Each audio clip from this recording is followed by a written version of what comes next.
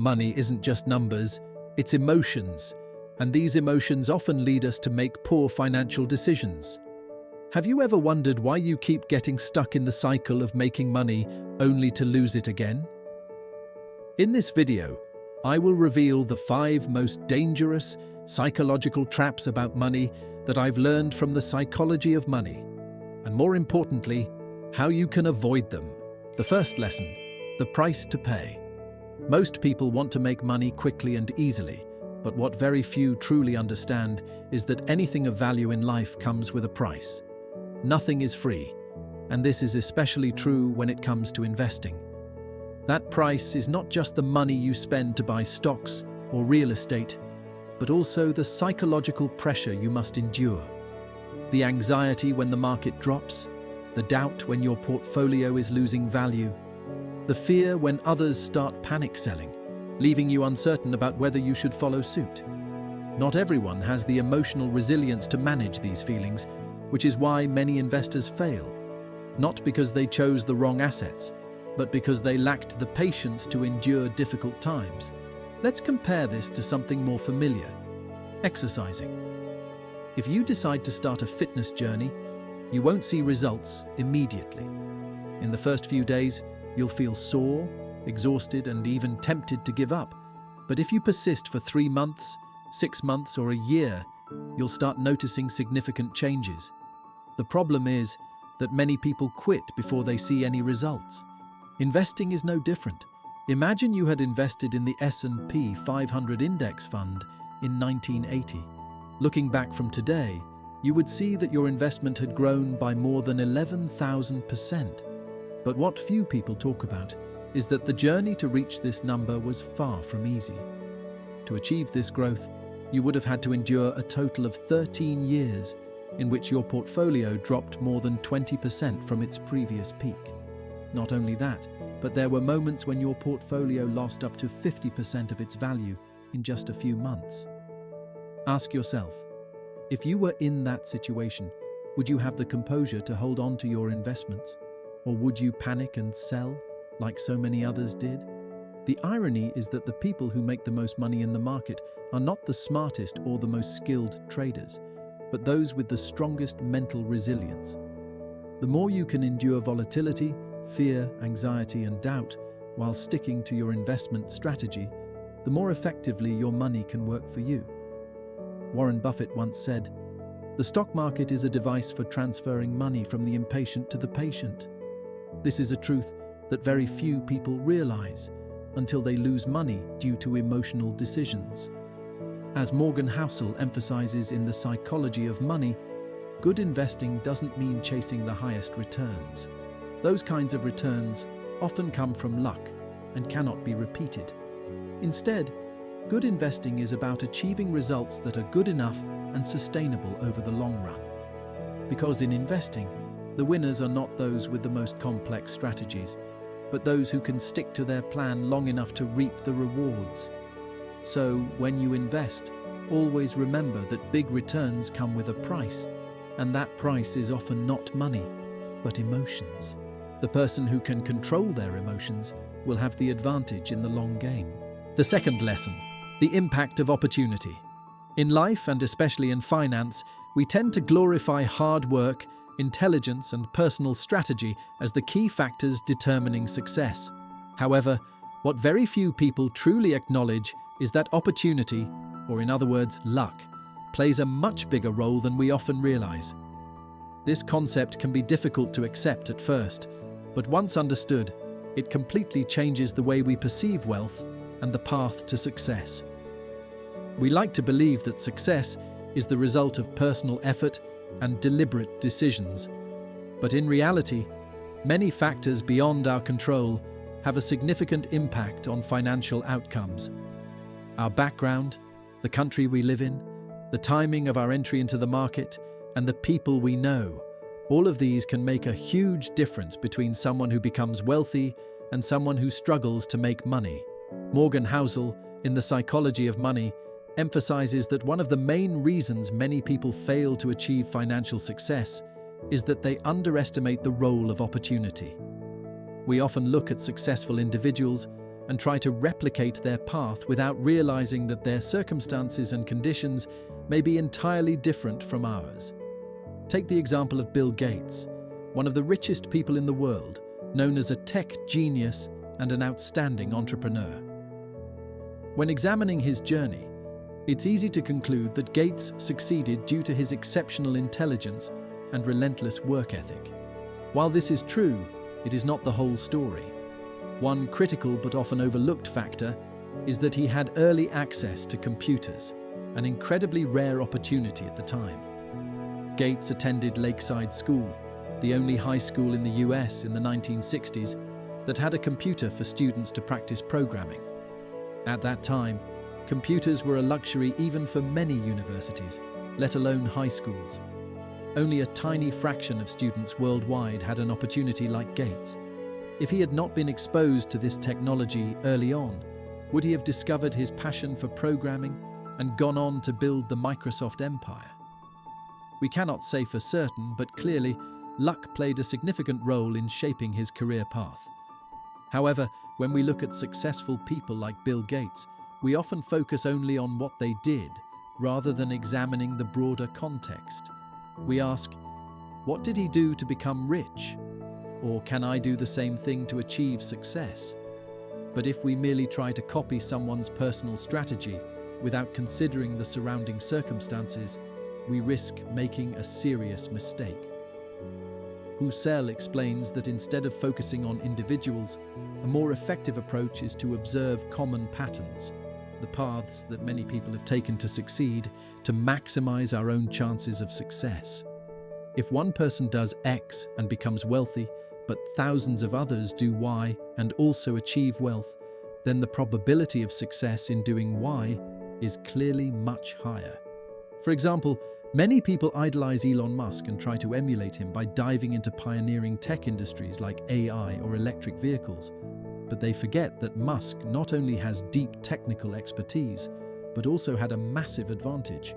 He had capital from selling PayPal, an extensive network of influential investors, and entered the market at the perfect time. If an ordinary person with limited funds attempts the same thing without those advantages, the likelihood of success is significantly lower. Instead of trying to replicate rare paths to success, focus on models with higher probabilities. For instance, if you want to build wealth, long-term investing in index funds or real estate may not seem as exciting as launching a tech startup or investing in crypto. But in terms of probability, these are proven methods that have worked for millions of people. Ultimately, the key lesson here is that financial success is not solely determined by intelligence or hard work, but is also heavily influenced by circumstances, opportunity, and timing. Understanding this doesn't mean you should rely on luck. It means you should learn how to position yourself in the most favorable situations. While you cannot control where you were born or your background, you can control how you learn from repeatable success patterns and optimize your own chances of success. The third lesson: wealth is what you don't see. In the modern world, we are surrounded by images of flashy wealth, supercars, mansions, luxury watches, and extravagant vacations. These things make it easy for us to confuse looking rich with actually being rich. This is one of the most common financial mistakes because most people judge others' financial success based on what they can see. But in reality, true wealth is not reflected in the luxury items someone owns. It lies in what they don't spend. Morgan Housel, in The Psychology of Money, emphasizes that real wealth is not the money you spend, but the money you keep. Expensive cars, designer clothes, and luxury items do not necessarily reflect a person's actual wealth. On the contrary, they can often be a sign of spending rather than accumulating assets. Take a real-life example. Mike Tyson, one of the greatest boxers of all time, earned over $400 million during his career. However, by 2003, he had declared bankruptcy due to an extravagant lifestyle, uncontrolled spending, and massive expenses on real estate, cars, and jewelry. In contrast, Warren Buffett, one of the richest billionaires in the world, lives a completely opposite lifestyle. He still resides in the house he purchased in 1958 for just $31,500, drives an ordinary car, and does not chase after luxury goods. This does not mean that Buffett cannot afford expensive things. It means he understands that true wealth is not about what he owns, but about the assets he accumulates and invests in to continue growing over time. Modern society encourages consumption as a way to display status, and we often get caught in the cycle of spending because we crave recognition. Many people are willing to finance luxury cars with loans just to impress friends and colleagues, while in reality, they may be drowning in debt. The danger is that we learn by imitation. When we see others spending lavishly, we tend to think that it's a sign of success and want to follow suit.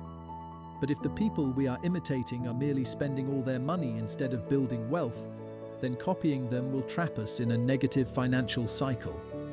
Housel writes that true wealth is what you don't see.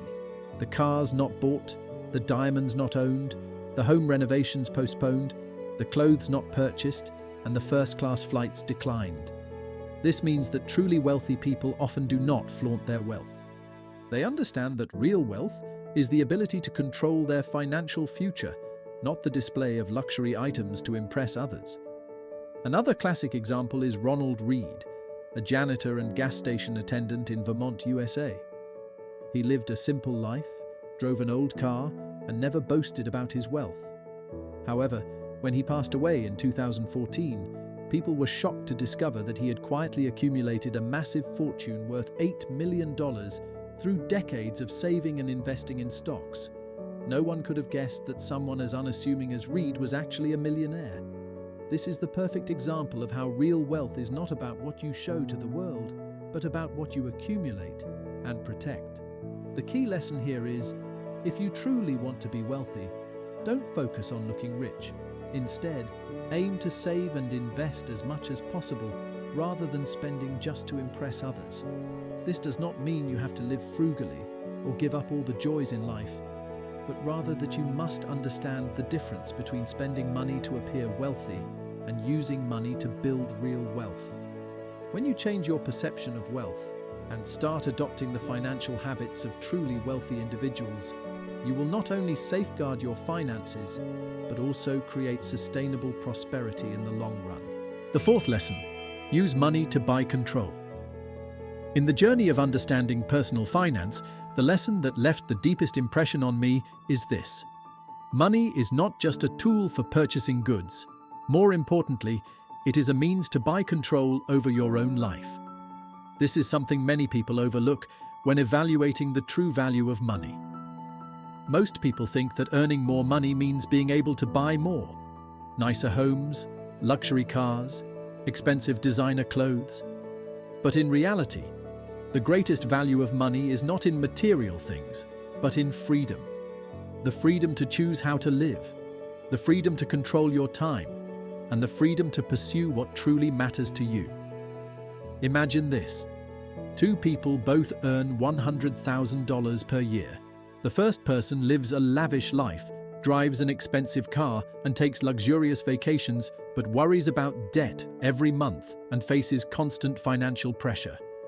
The second person, however, saves, invests wisely, and gradually builds a solid financial foundation that allows them to retire early or pursue their passions without being tied to a job.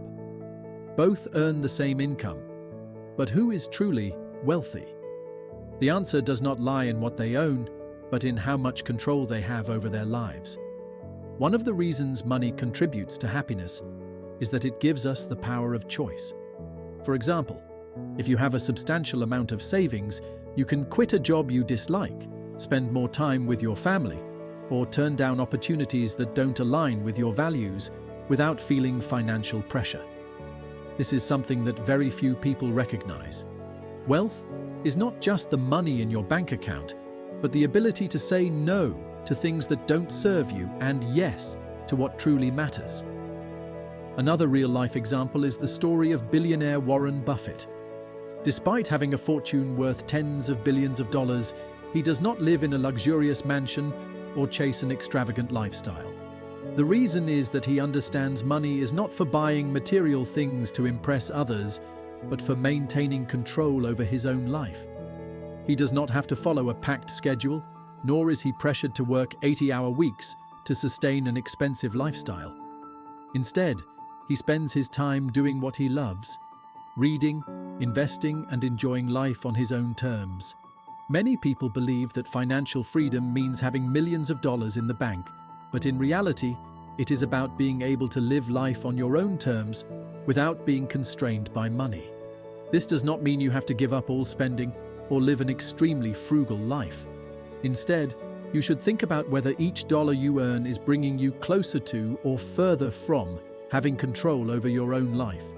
If you spend money unconsciously, buying things that only bring temporary pleasure without contributing to long-term financial freedom, you may be trading away your future time and choices. There is a great saying, "Poor people work for money, rich people make money work for them."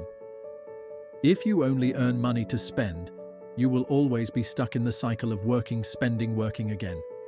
But if you use money to buy back your time and invest in your freedom, you will achieve true wealth, a life where you have the power to decide everything on your own terms. In conclusion, the greatest value of money is not in luxury possessions, but in having control over your time and life. When you recognize this and start using money wisely, saving, investing, and prioritizing freedom over material things, you will not only become financially wealthy, but also rich in spirit, happiness, and fulfillment in life. The final lesson: contrasting stories. We all understand that money brings control and freedom in life, but the important question is, how much money do you really need to feel happy? This is one of the biggest struggles most people face. We constantly set new financial milestones without ever stopping to consider how much is truly enough. This leads to an endless loop where, no matter how much more we earn, we still feel like it's never enough. Many studies have shown that money can increase a person's level of happiness only up to a certain point. Research by Daniel Kahneman and Angus Deaton found that once income reaches around $75,000 per year, based on US data, happiness levels no longer increase significantly, even if income continues to rise. This means that after covering basic needs, paying bills, and achieving a comfortable lifestyle, earning more money does not meaningfully improve your quality of life. But the irony is that we rarely realize this. Most people keep chasing more money without ever setting a limit. One of the classic stories mentioned by author Morgan Housel is that of Rajat Gupta, a businessman who was once the CEO of McKinsey & Company. He was already wealthy and extremely successful, yet he was tempted to make even more money. This led to poor decisions, resulting in his conviction for insider trading, which cost him his reputation and the career he had spent decades building. Ironically, he never needed to do it. He already had everything one could ask for. But because he didn't know when enough was enough, he lost it all. This doesn't just happen to the ultra-rich or high-level executives. Think about the people you know. Perhaps someone who always wants a more expensive car, a bigger house, or higher social status. They don't realize that the cost of not knowing when to stop can be greater than the benefits they are chasing. They may sacrifice precious time with their family, compromise their health, or even fall into debt just to keep up with an image of success they believe society expects from them. Modern society makes it easy for us to fall into this trap. Every day, we are influenced by conflicting mindsets. On one side, we are told to save as much as possible, live minimally, and invest wisely to become wealthy. On the other side, we are constantly encouraged to enjoy life, travel luxuriously, shop endlessly, and chase the dream lifestyle that others seem to be living. In a world where Instagram and TikTok are flooded with images of luxury cars, expensive mansions, and extravagant lifestyles, it's easy to get caught in an endless race. However, if you don't stop to reflect, you may become a victim of this very cycle. Some people quit stable jobs to pursue a nomadic lifestyle, only to realize They are not truly happy without a solid financial foundation.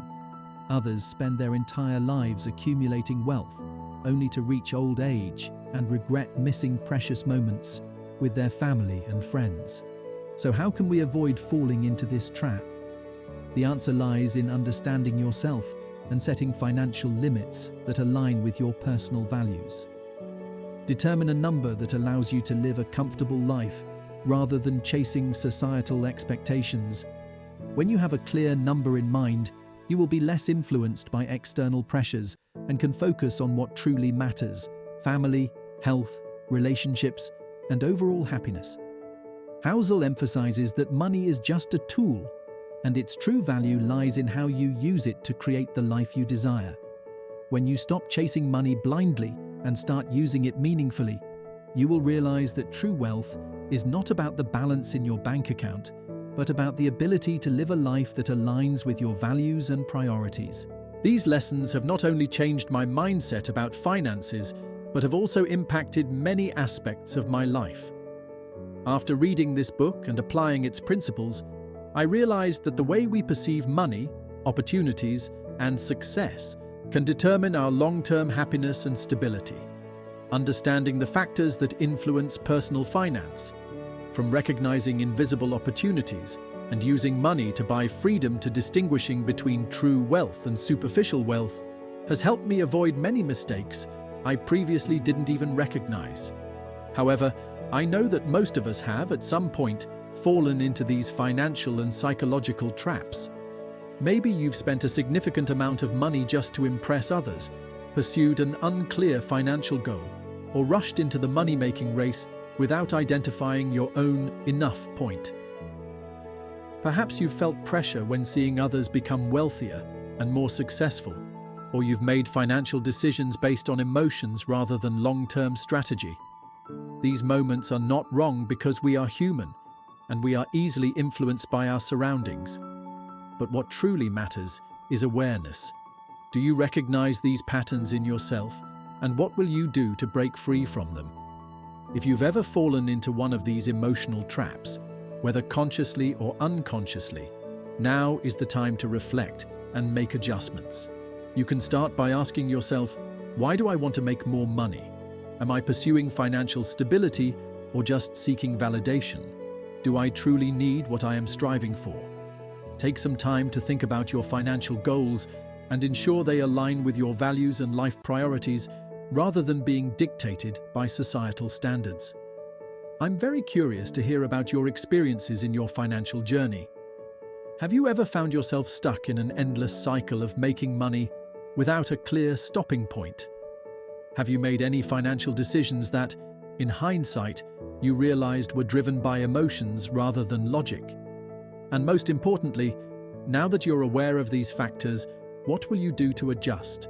Leave a comment below, share your story, and let's discuss how we can better control our finances and our lives. Thank you for watching this video. If you found this content valuable, don't forget to like, subscribe, and turn on notifications so you don't miss future insights. I look forward to seeing you in the next video.